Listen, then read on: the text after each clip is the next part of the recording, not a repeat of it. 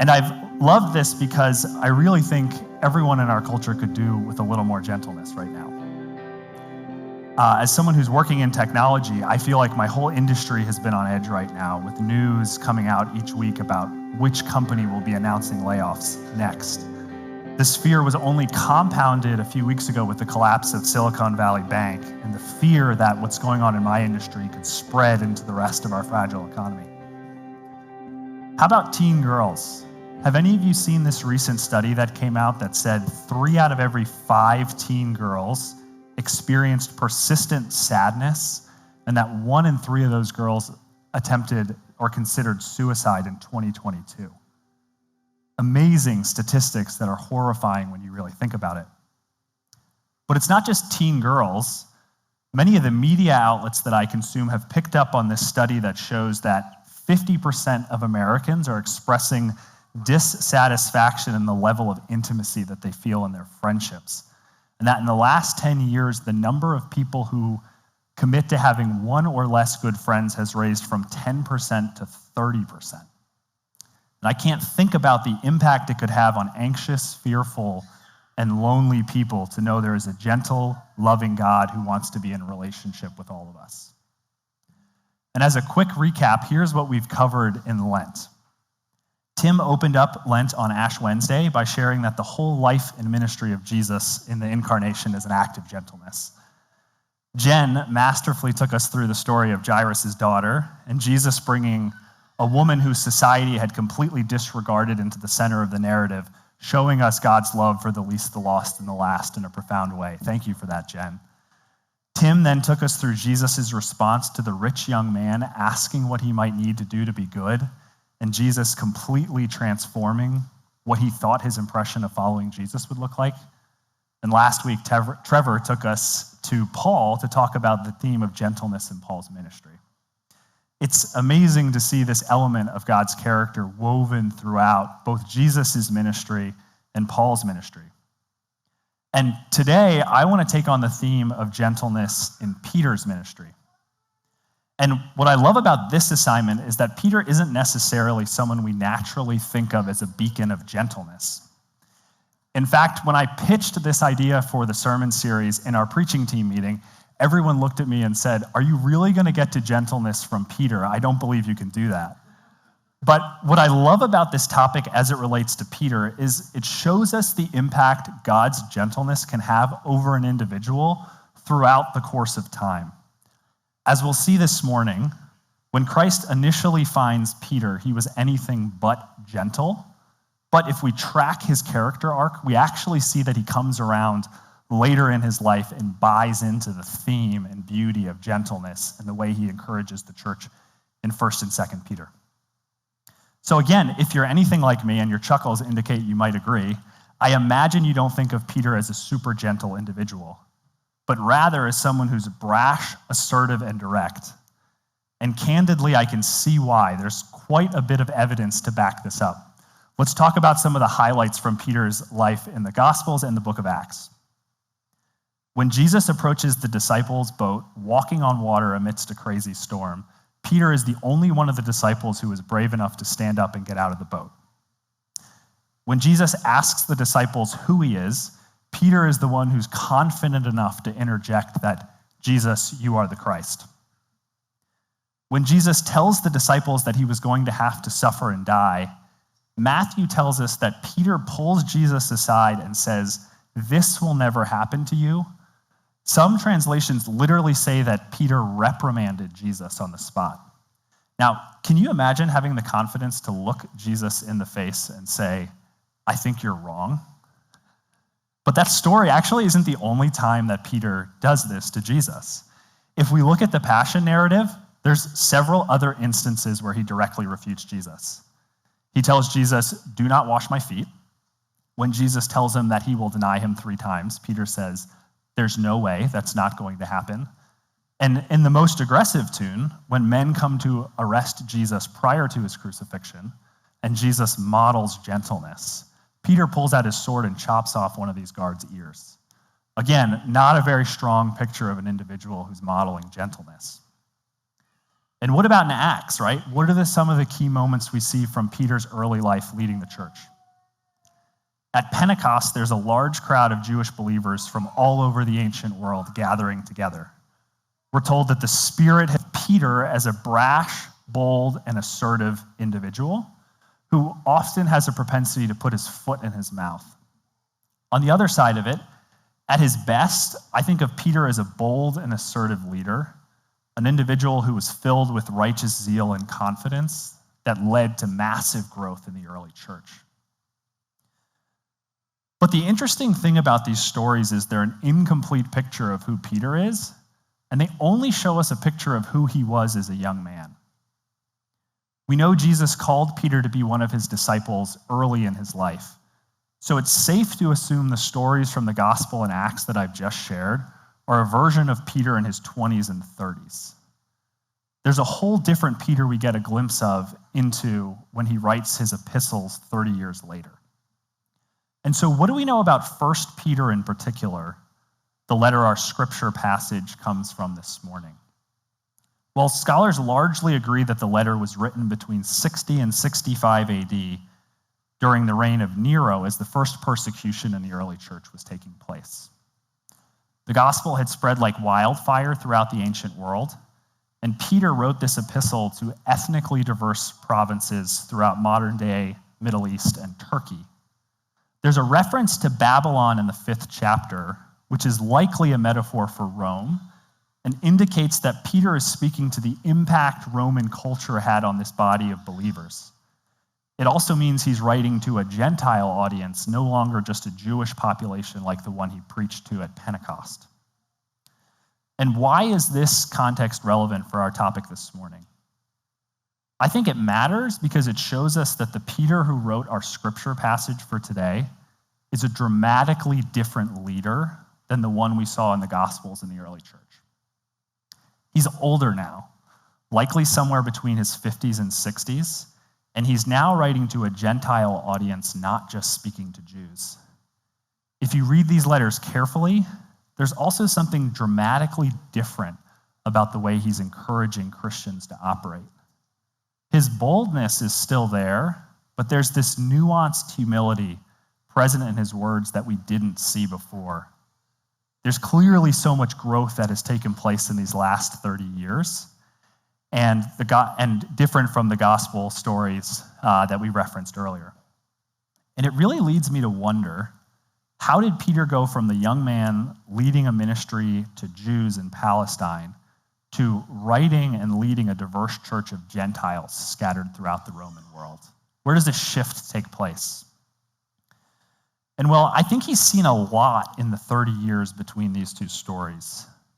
Here's a couple of other pivotal moments in Peter's life that aren't quite as famous, but I think were extraordinarily influential in Peter's growth and development in between these two chapters. So later in the book of Acts, Peter is summoned to the house of Cornelius, a Roman officer. And I think it's hard for us now to wrap our heads around just how out of bounds this would have been for Peter. For much of his life, he wouldn't have even entered the home of a Gentile like Cornelius. And yet, in this story, God appears to Peter in a dream and challenges him to go directly to Cornelius' home to share the gospel with his whole family. Now, this might seem like a small moment, but I think it really reveals a noticeable shift in Peter's character. I know this is conjecture, but I do think this posture shift is likely due to years of walking with Jesus. After witnessing the resurrection and the amazing encounter he has on the beach with Jesus, I have to think Peter was fiercely committed to a life of prayer and discipleship after this moment. This is his aha moment that has solved his doubt, and from here on out, I imagine him being locked into prayer. So much so that now he recognizes God's voice in a dream and is willing to go against his own instincts and follow God's lead. He's gone from a young man who openly contradicts Jesus to one who's willing to respond to the Holy Spirit's direction. And to me, this shows that shift in the young man from the Gospels to a more spiritually mature, formidable leader. This is a profound moment because not only is Peter obedient, but by choosing to following Jesus as lead here, he's moving towards a deeper understanding of who God is. By saying yes to Jesus, Peter has his imagination of what the gospel is for expanded. Tim preached on these perspective-shifting challenges from Peter 2 weeks ago in his Sermon on the Mount to the rich young ruler. God always wants to expand our imagination of what life in the kingdom is about, but we're not always ready to respond and say yes. But as we see from Peter in this story, we get to see a glimpse of what that yes looks like. And there's a deeper understanding of what God does in his life on the other side of this. This moment with Cornelius is also closely aligned with Paul's dramatic entry into the life of the early church and God initiating his plan to share the gospel with all people, not just with Jews. As this plan unfolds, there's a symbolic transfer of power from Peter as the de facto leader of the early church to Paul beginning to step into leadership. The Jerusalem Council is ultimately a church conflict between the old guard leadership and Paul, where God is challenging the notion of who the gospel is for in the life of the early church. The gospel is no longer just for the Jews, and it's for all people. Again, this might seem like a small detail. Why is it relevant to Peter? Well, Peter is now deferring to the leadership of the early church. He's no longer calling his own shots. He's trusting what God is doing in the community life of the church. Again, character growth from someone who used to lead the charge to someone who's now willing to sit back and say, where is God moving in our congregation? How do we press forward? On top of these moments that show his own personal maturity, Peter also witnesses a dramatic turn in the cultural receptivity to the church over the book of Acts. As I mentioned before, Acts begins with crowds of thousands coming to know the Lord at Pentecost and ends with the church being persecuted. Disciples are martyred, leaders of the church are imprisoned, and Christians are dispersing all over the ancient world, ultimately leading to the diaspora that Peter's writing to down the road. These are significant moments in Peter's life that undoubtedly had to have a major impact on him. And again, it doesn't say it directly in Scripture, but I don't think it's a stretch from any of these stories to assume that Peter had a healthy prayer life and that these experiences were slowly shaping him into more of the man God wanted him to be. This is a living example of how Peter's rule of life is contributing to his own personal transformation. And I'm not afraid to preach this because the Peter who shows up in the letter we read today comes to us as that much more refined individual. You could see the work the Spirit has done to retool his identity and his assertiveness on full display in what he writes. So let's take a look at what Peter had to say to the Christians facing persecution later in our life. Excuse me. Finally, all of you should be of one mind. Sympathize with each other. Love each other as brothers and sisters. Be tenderhearted and keep a humble attitude. Don't repay evil for evil. Don't retaliate with insults when people insult you. Instead, pay them back with a blessing. That is what God has called you to do and will grant you a blessing. For the scriptures say, if you want to enjoy life and see many happy days, search for peace and work to maintain it. Now, who will harm you if you're eager to do good? But even if you suffer for doing what is right, God will reward you for it. So don't worry or be afraid of their threats. Instead, you must worship Christ as Lord of your life. And if someone in a respectful way. Do you see the transformation in Peter's approach? The bold, brash young man who once directly reprimanded Jesus on multiple occasions is now urging Christians who once cut off a soldier's ear to defend Jesus, is now saying, when people insult you, pay them back with a blessing. If you want to live a happy life, search for peace and work to maintain it. Be ready to share your faith. That boldness is still there, but do it in a gentle and respectful way. quite different from the direct confrontation to Ananias and Sapphira that we saw earlier in Acts. What's happening here? Is this the same Peter? Well, I absolutely think it's still him. How does he open this letter, right? Bold, brash language. Therefore, preparing your minds for action and being sober-minded. Set your hope fully on the grace that will be brought to you at the revelation of Jesus Christ. This verse, and many others like it, show me Peter's boldness is still alive and well. It's just been channeled in a much healthier way. After years of spiritual formation through Peter's rule of life and witnessing the triumphs and tragedies of what has transpired in the early church, God has slowly been chipping away at Peter's rough edges and refining his character.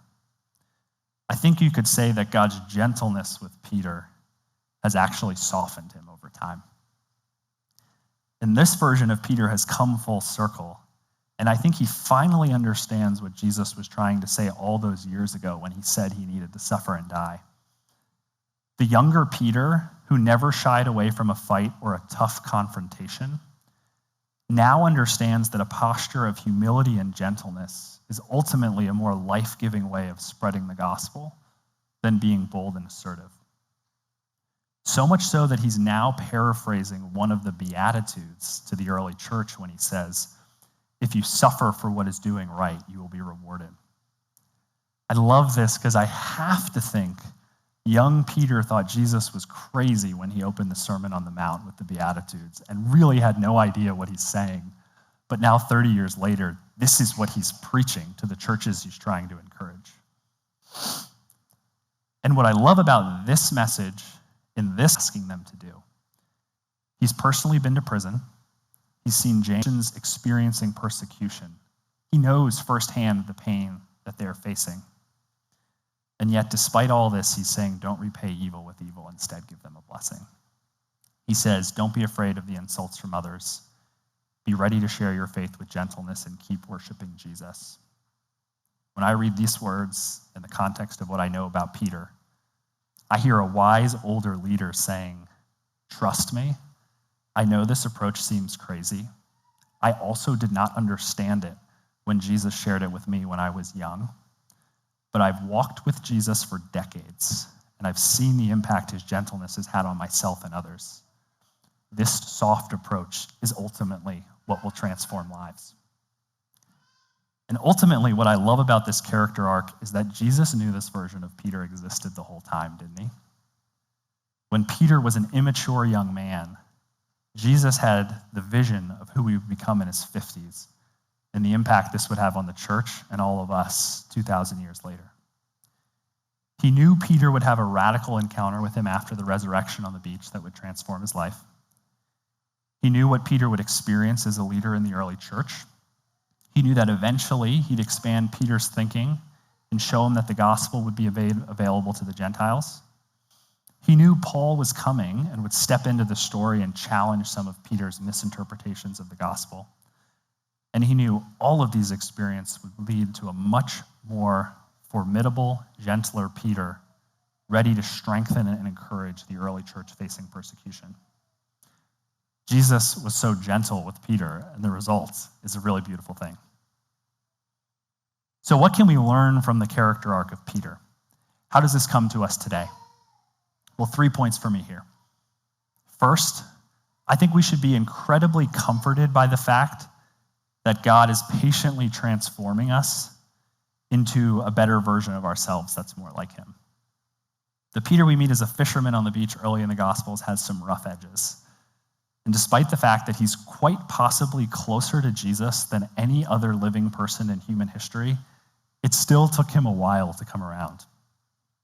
You have to think it would have been incredibly frustrating for Jesus to see Peter responding so aggressively over and over and over again when he's quite literally modeling different behavior with his words and with his actions. And while we certainly have examples of Jesus calling Peter out, he's ultimately really patient with Peter. He has a vision of what Peter's life could be over years of following him, and he's willing to put the time and effort into Peter and trust the process and be patient. Ultimately, because he knows he has eternity to spend with Peter, right? He lets Peter develop on his own timeline and slowly weaves in these new experiences to challenge and shape him into more of his image. And we can trust that God is doing the same thing with us. He has a vision of what we can be, and he's slowly using everything we face for our own good. I think the question we have to ask ourselves is, are we open to our Cornelius-like moment? When we get a question like the one Jesus presented to the rich young ruler, are we willing to say yes to Jesus? In Ronald Rolheiser's book, The Sacred Fire, he says God is often inviting us into a deeper understanding of who he is beyond our current imagination. We just often miss the cues because we're so stuck in our own way of thinking. Peter was a really mature disciple of Jesus when God called him to Cornelius and his family. Peter easily could have said, "Nope, Jesus, that's out of bounds. It doesn't fit into my understanding of who you are. I'm in my 40s now. I lead a massive group of believers, and my understanding of who you are is solidified. I don't need more." But that's not what he does, right? Peter's open to what God has to say and has this radical paradigm-shifting moment later in life and moves into a whole new season of productivity and ministry and fruitfulness. And I ultimately think understanding of who God is, right? That ministry flows out of being. It's not just what he's doing. Are we willing to say yes to Jesus to move towards that deeper understanding, even if it rattles the foundation of how we conceive of our faith? I'm praying we have the humility and awareness of a church to be able to recognize those similar calls in our own life as we step into years 3 to 5 of ministry here at Trinity. Second, I think this character arc reminds us that we can trust God with our sharp edges. Do any of you have those parts of yourselves that continue to rear their ugly heads that you aren't so proud of? I know I do. I have these things in my personality that tend to show up in the worst situations and make them even worse. These are the things that get me down, prevent us from running towards Jesus with perseverance that we see referenced in Hebrews 12. And when I think about these things in light of Peter's life, I'm really encouraged how God is going to use our rough edges to bless others. We can have confidence that he has a plan to use all of us for his glory. And when I struggle with my own sin and the tougher parts of my personality, that fact is really, really comforting to me.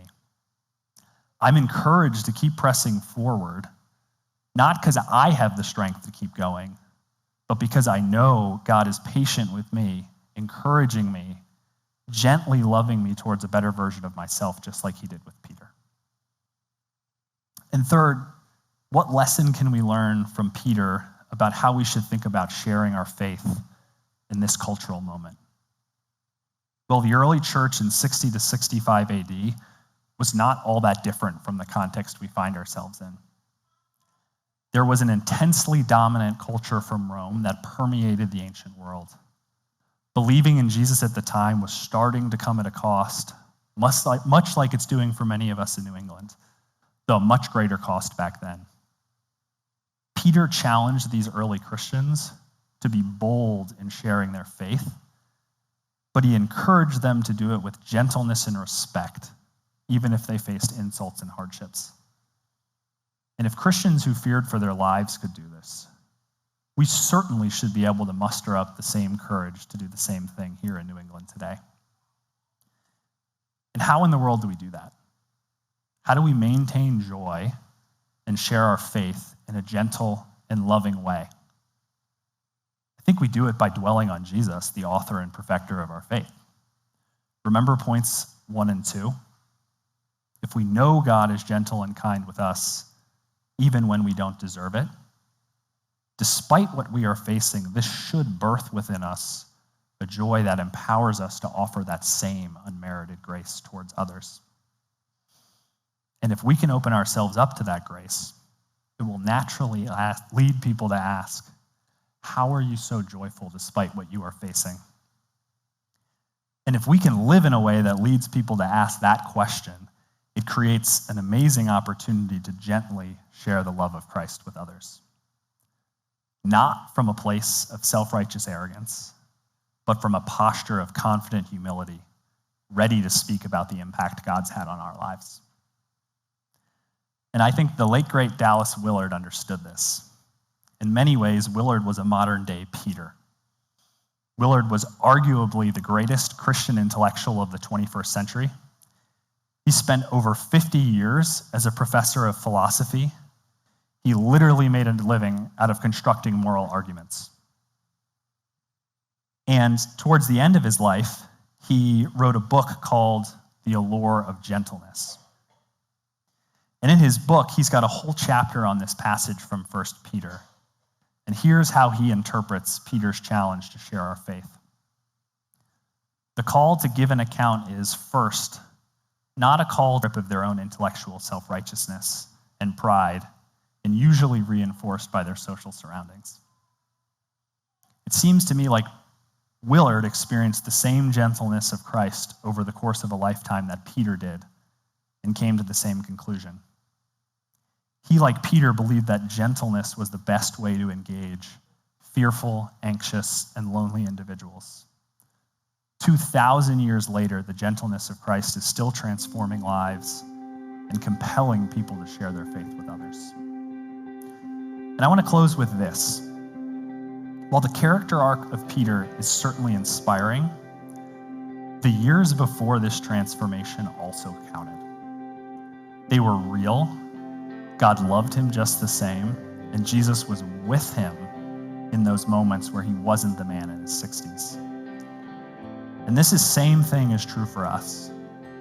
Right now, today, Jesus is near to us. He's delighted to call each of us his child, and he offers that same gentleness we've seen through this sermon to you.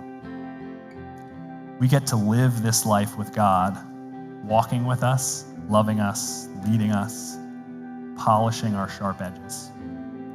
And my prayer for us this morning is that we would encounter Jesus in new and profound ways this Easter season. And just maybe, after we sit and dwell in that love, it would lead us to be servants of those around us who are also in need. So as we take a couple of minutes to sit in silence and listen to Jesus, I invite you to remind you of his love.